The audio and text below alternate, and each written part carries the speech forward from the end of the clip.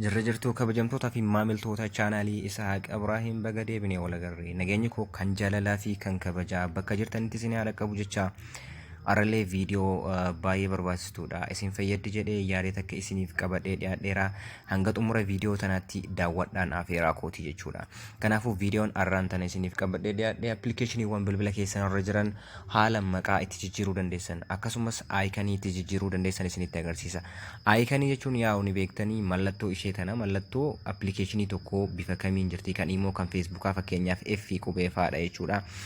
Isaan kanneen aayikanii isaa footoo saniin akkamitti jijjiirraa kan jedhuu fi akkasumas maqaa isaa fakkeenyaaf feesbuuk jedhu maqaa biraatti maqaa ofii barbaannetti akkamitti akka jijjiiruu dandeenyu isinitti agarsiisa jechuudha. Hanga xumuraatti daawwadha. Garuu gara viidiyootti seenuutiin dura namoonni chaanaala kanaaf haaraa taatan sabskiraayib gochuun maatii keenya ta'aa isiniin jedha. Mee amma kallattumaaniin gara viidiyootti seenna jechuudha.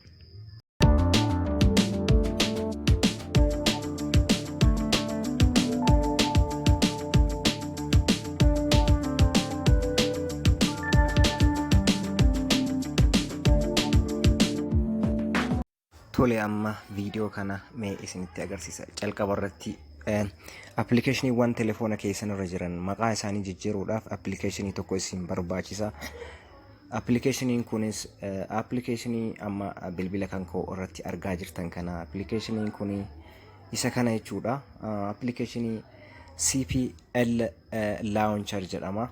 CPL Launcherii kana appilikeeshinii kana jechuudha kan argattan Play Store irraa argattu. Calqaba irratti Play Store irraa kan hin jirre yoo ta'e Google irraa directly buufattu jechuudha. Google irraa kan hin jirre taanaan kan hin arganne taanaan Telegram kan koo irraa buufattu jechuudha.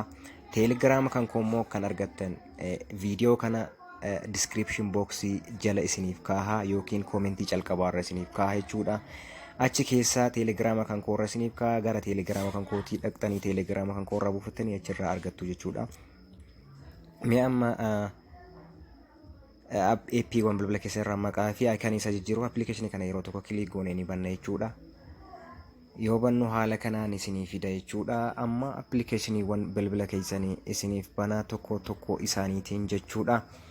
Amma appilikeeshiniiwwan as biratti argitan kana kunoo naaf baneera jechuudha. Amma maal goona? Appilikeeshinii tokko ni filanna jechuudha. As keessaa appilikeeshinii barbaanne ni filanna.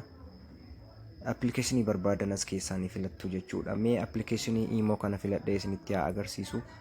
Imo kana filadhee isinitti haa agarsiisu jechuudha. Imo kana yeroo tokko gadi qaba. Haala kanaan naa fida jechuudha. Yeroo Imo yeroo tokko quba kootiin gadi qabu haala kanaan naa fida. Achi booda as biratti kunoo mallattoo ishee edit jettu kana yeroo tokko kilik gootanii ni bantanii haala amma agartan kanaan isinii fida jechuudha. Achi booda kunoo as biratti mallattooleen amma agartan kun isiniif dhufee jechuudha. Sana booda maal gootanii aayikanii bilbila keessanii kunoo kana fakkaatanii jalqabaa maqaan isaa immoo Imo jedha. Isaan lachuu jijjiiruu ni dandeessu jechuudha. Aayikanii isaa jijjiiruuf iddoo tuqaa kana tuqxan iddoo kana tuqxanii aayikanii jijjiiruuf maqaa jijjiiruuf immoo iddoo Imo jedhu kana tuqxanii jechuudha. Mee amma aayikanii isaa jijjiiruudhaaf yeroo tokko iddoo kana tuqee isinitti haa agarsiisu. Iddoo kana jechuudha. Ni tuqaa kallattiidhaan gara gaalarii kootii gara suuraa kan kootii na fida jechuudha. Kunoo gaalarii naaf baneera. Gaalarii ka'e dhukan ni tuqaa. Ni bana jechuudha yeroo tokko gaalarii kiyya. Haala amma argitan kanaan naa fidee jira. Amma appilikeeshinii tokko as keessaa ni filadhaa jechuudha. Appilikeeshinii tokko filadhee irra kaawwadha. Mee dhiifama suuraa tokko jechuudha. Mee suuraa isin asitti argitan kana keessaa suuraa mucaa isa kana mee irra haa kaadhu. Suuraa kana irra haa kaadhu mee. Kunoo naa fidee jechuudha. Imoon kunoo akkuma argitan as biratti Imoon kunoo aayikanii naaf jijjiiree suuraa namaatiin suuraa ani filadhee irra kaadhee naaf fidee jechuudha. Kunoo suuraa isa jijjiiree. Amma eega haala kanaan naa fide maaltu naa hafa jechuudha. Amma maqaa Imo jedhu kana jijjiiruu qofan naa hafa jechuudha. Maqaa Imo jedhu kana jijjiiruudhaaf immoo yeroo tokko quba kootiin gadi ni qaba.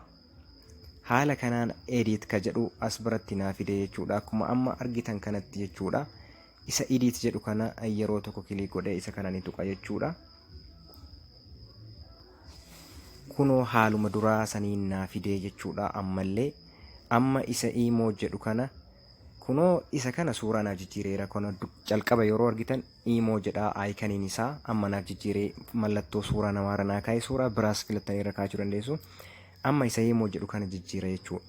Amma maaliin godhaa iimoo ka jedhu kana yeroo tokko uf duuba deebisaa jechuudha. Ni balleessa. Maqaa ofii barbaade irra kaayyadhaa jechuudha. Mee fakkeenyaaf Ishaaq jedhee irra haa kaadhume. Ishaaq achi booda danka jedhu gara gadii kana jira isarra dangodha jechuudha.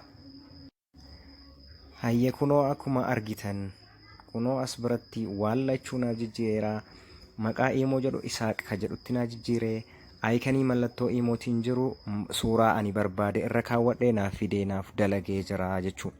Amma appilikeeshinii biraa isinitti agarsiisaa mirkaneeffachuudhaaf mee appilikeeshinii biraa haa banu. Mee isa email jedhu kana, isa gmail jedhu kana yookaan isa google jedhu kana lamaan keessaa tokko haa filannu. Si'a tokko kilik goonee gadi ni qabna. Achi booda akkuma calqabaa sana edit ka jedhu nuuf fida jechuudha. Erga haala kanaan tuqee naa fidee jira jechuudha. Kunoo amma sana booda akkuma calqabaa san iddoo kana tuqee aayikanii jijjiiradha. Gaalarii keessa na fida. Suuraa barbaade gaalarii keessaa ni filadha. Mee fakkeenyaaf suuraa kan koo kana haa filadhu. Kunoo suuraa kan koo naaf jijjiiree suuraa ani barbaaderra suuraa kan kootirra as biratti naa kaa'eera googiliin. Maqaa isaa immoo jijjiiruuf yeroo tokko gadi ni qaba. Edit ka jedhu kana ammas ni tuqaa. Achi booda googil ka jedhu kana of duubatti deebisee maqaa barbaadeetti barreeffadha jechuudha. Maqaa isaa fakkeenyaaf waan jedhee haa barreessume. Achi booda dan godhee duubatti deebi'aa. Kunoo maqaa isaallee naaf jijjiiree dhibbatti naaf xumuree jira jechuudha. Hayyan eega haala kanaan maqaa aayikanii keenya, maqaa bilbila appilikeeshiniiwwan teleefoona keenya irra jiran erga jijjiirree amma maaltu nu hafaa yoo kan hin barbaanne ta'e aayikanii kanaa fi maqaa kanarraa balleessuu yoo barbaanne maloota lama fayyadamna jechuudha.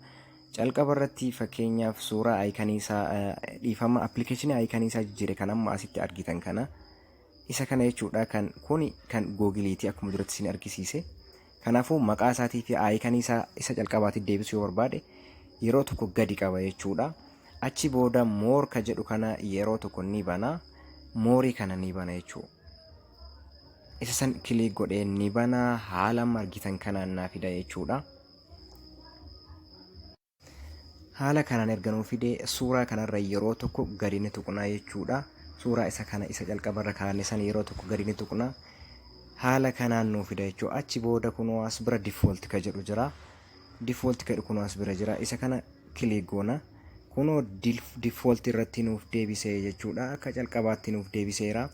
Achi booda isa kana immoo google jedheeti iddootti deeffadha jechuudha. Google kunoo dhumateera. Achi booda duubumatti deebi'a. Kunoo iddootti naaf deebisee naaf xumuree jira jechuudha. Appilikeeshiniiwwan hunda haala kanaan fayyadamuu dandeessu isiniin jedha. Wanni isiniif hin galle, wanni ifa isiniif hin taane yoo jiraate koomentii calqabaarra naaf kaa'aa. Teelegiraama kan kootiin akkasuma imeeliin kan koo description boxii keessa waan jiruuf karaa saniin na gaafadhaa isiniin jedha. Barnoota koo kanarraa kanumarratti hin xumuraa. Chaanala kan koo garuu subscribe gochuun irraanfatinaa isiniin jedha. Barnoota itti aanuun hanga walitti deebinutti. Assalaamu alaikum warahmatullahi wabarakatuh.